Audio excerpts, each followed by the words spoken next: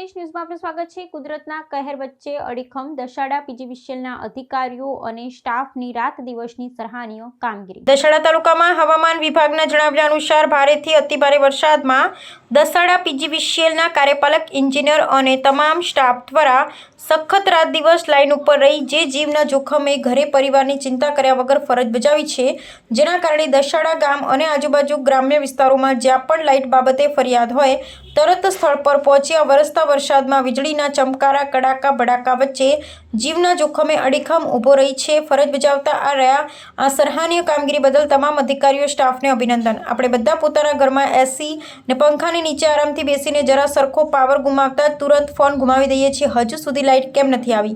તમારી સર્વિસ સારી નથી? જરા વિચાર તો કરો ખરા। 230 વોલ્ટના ઘરના સપ્લાયની સ્વિચ પકડતી વખતે પણ જેમના હાથ ધ્રુજે છે તે જ લોકો 11,000 વોલ્ટના જીવંત પ્રવાહ વચ્ચે ઊંચા પોલ પર જીવનના જોખમે કામ કરી રહેલા સ્ટાફને પળવારમાં ધોબીનો ટોપલો ઓઢાડી દે છે। જ્યારે કુદરત કહેર વર્તાવતી હોય, વરસાદ વરસી રહ્યો હોય અને આખી દુનિયા પોતાના ઘરમાં સુરક્ષિત બેઠી હોય, ત્યારે આ સ્ટાફ અંધારામાં પવનની થપાટો વચ્ચે તમારા ઘરને દીવો સળગતો રાખવા માટે મોત સામે ઝઝૂમી રહ્યો છે। તમારો એક ફોન અને ગુસ્સો આ મહેનતુ એન્જિનિયર અને કર્મચારીઓના ઉત્સાહને તોડી નાખે છે। શું ક્યારેય આપણે એવું વિચાર્યું છે કે આપણી એક ફરિયાદ પાછળ કોઈ માણસ પોતાના પરિવારની ચિંતા મૂકીને જીવ જોખમમાં મૂકી રહ્યો છે?